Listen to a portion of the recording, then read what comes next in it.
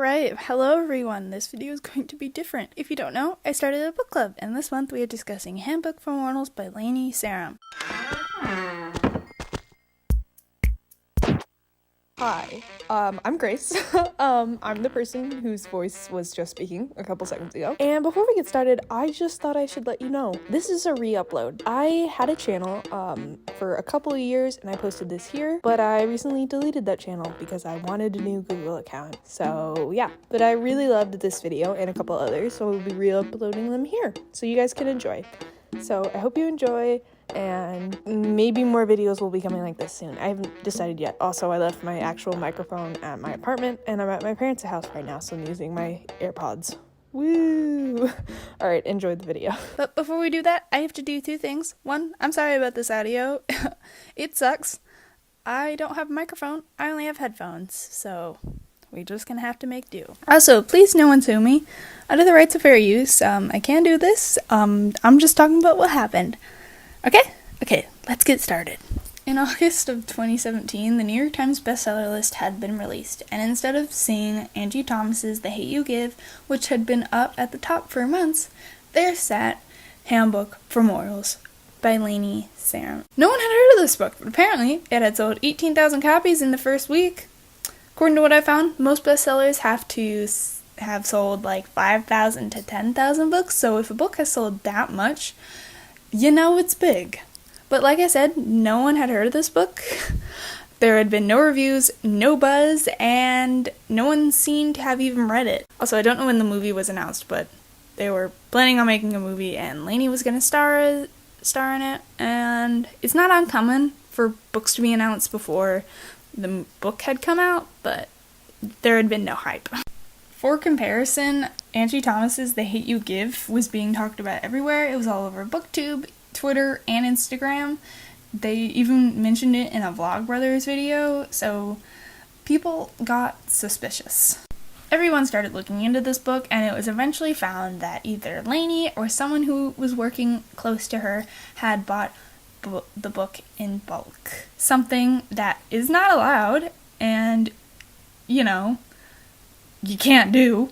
To make the bestseller list, you have to have diverse sales, so if you just have a bunch of books bought from one location, that's not enough to make the list. So, yeah, you can't do that, Lainey. You can't. People started going off about the whole thing, and 23 hours later, the book was removed from the list. More stuff began coming out about Lainey, like the fact that the cover was a complete ripoff of another book, that it was racist and used slurs when talking about Romanian people. Also, after looking into this, Lainey uses this word a lot, even in her Goodreads bio, and some of her older employers had even dissed her. The whole thing is crazy, and I'm not even done yet. Let's talk about the author, Lainey Sarum. She grew up with her mom, and the two lived in several different states. She started auditioning for local theaters and TV ads, and after some rejections, she began to write her own scripts. She soon found herself in Las Vegas, where she became a manager of some bands and worked for some theaters. Side note, while looking into information about her, she tells the story in different ways. On her Goodreads profile, she tells it all like she's lived this insane, adventurous life, but then in an interview, she kind of tells it in a different way, like a sad kind of way. Maybe she was sugarcoating it, but I don't know. It did feel like she was trying to make herself the victim by telling her this tragic backstory. I don't know. Maybe I'm reading into it. I don't know. Anyway, in 2010, after she and her fiancé broke up, she wrote the screenplay that would later become Handbook for Mortals. I'm not going to go into my thoughts on this book because that's going to be coming later, but it does seem a lot like self-insert. I'm sorry. She would then meet Thomas Ian Nicholas, an actor, and said if he helped her get it made, then he could have a part and produce it. If I'm being honest, in interviews, it doesn't seem like he was totally into the story, but I could just be misreading things. Soon after, I don't really know when, Lainey got the idea to turn her screenplay into a book. And then, later, they would make it into a movie. I'm gonna go into this later, but this is, not the best move. The book was looked over by 3 different editors, and she tried to keep it as close to the screenplay as close as possible. Because, Carrot Top, right? It was then picked up by Geek Nation, which isn't really a publishing house. It's a store run by Glory from Buffy the Vampire Slayer, which is kind of cool in my opinion. According to Lainey, she and Thomas went to conventions and began selling the book. Book that, may I remind you, wasn't out yet and they didn't have any arcs of, but she said they sold 2,100 copies of it at each convention. So, She also said that she was selling it off her site after the book came out. I still don't really buy this. So, I read an interview about someone who went to Comic-Con and talked to some people who sell books, and according to them, Neil Gaiman and George R.R. Martin, 2 very popular authors, could sell about 500 books at their conventions. And even though Thomas is a celebrity, don't think he could have helped sales that much. When the claims came out, Lanny denied them by saying that the sales were from conventions, but at the same time, the convention thing didn't really count as retail sales according to the Times. So, even if they did, it still didn't make any sense. I think Lanny realized this, so she did say that she just wanted to make the list and thought that the convention sales should have counted, so that's why she bought them in bulk. I'm going to talk more about that later. If you're wondering how you can buy your books in bulk, I'll tell you how she reportedly did it. So Phil Stamper, an author who first noticed the book was on the list, did some digging. He found that bookstores had gotten calls with the orders and used the emails of a company called Author Book Events. Very specific. Now, nothing has been found about this company. I tried to do digging myself and found this site called Dun and Bradstreet, which apparently has 1 employee and nothing else on the site is available, so I don't really think it's real. But one of the callers did tell them to get in contact with their assistant, and by using that assistant's name and the area code, they found an employee by that same name working for a company called Result Source. Result Source is a company that is known for getting people on the New York Times bestseller list, but not for a cheap price. A pastor once reportedly used church funds to make this happen, so, good people use this site. The site seems to be inactive, and from what I've been told, ever since the pastor scandal got released, they don't really seem to be working anymore. When I looked it up, it just said result source, contact us on the site. Like, that's it. They don't even give you information so that you can contact them. Lainey said that she didn't use the site, but I found a source saying that she put 3 employees in her acknowledgments.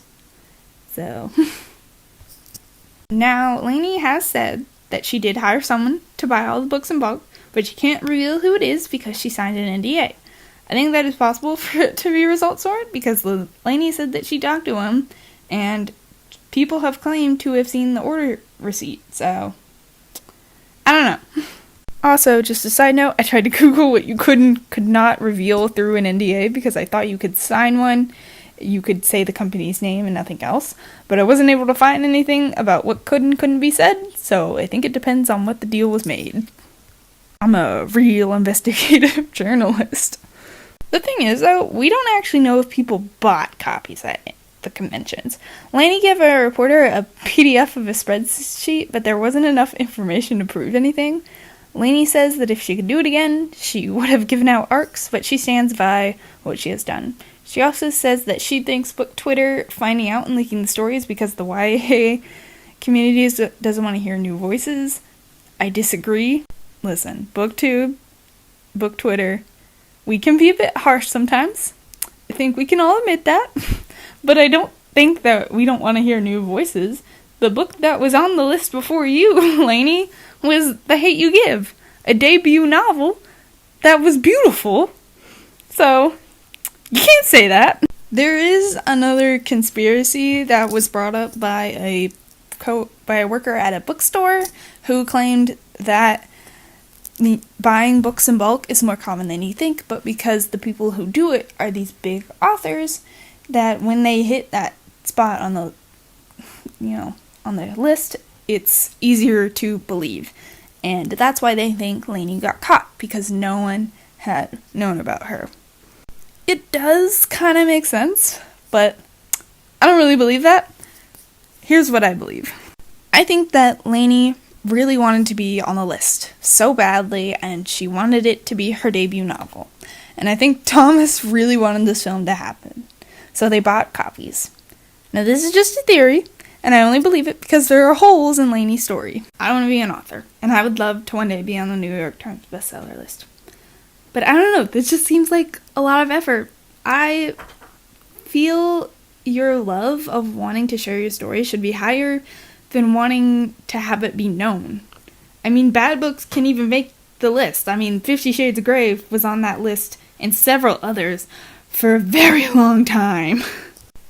I want to conclude this by talking to you, Lainey. Mainly because I know that you like to talk to people about your book. I've seen you in comments, and people have said that you've tried to DM them on Twitter. So, hi! I want to believe that you meant well and disagreed with the system, but you were making this really hard. The fact that you chose to make your screenplay into a book because you knew it would be more popular thinks that you care more about popularity than telling the story you care about. You have admitted that you changed it to a book because you knew it would be more popular and be made into a movie, and there would be more hype. It just makes me seem like numbers and popularity are more important to you. Now, yes, we all care about popularity. I was literally complaining to my friend about how one of my TikToks wasn't doing well. But if you care about your project, don't change it because you know what will work better. You should care about the project as a whole, not because of the numbers. It's other people's problem. You let them worry about that. Another example, again, my friend told me to make more trendy TikToks, but I said no because the stuff I do is fun for me, and I think that's the main thing. The story you put out shouldn't just be about the popularity you want to get. It should be about the fact that you're putting a story that you put time and effort into out into the world. And to me, it seems like you didn't have enough confidence in your book, and you wanted to be successful. So you sold out, and now you have ruined your chance at being an author. But hey, at least you have those 22 hours. It's 23. Oh, fuck, I messed up. Alright, well, this is the end of the video. My review of Handbook for Mortals will be out soon.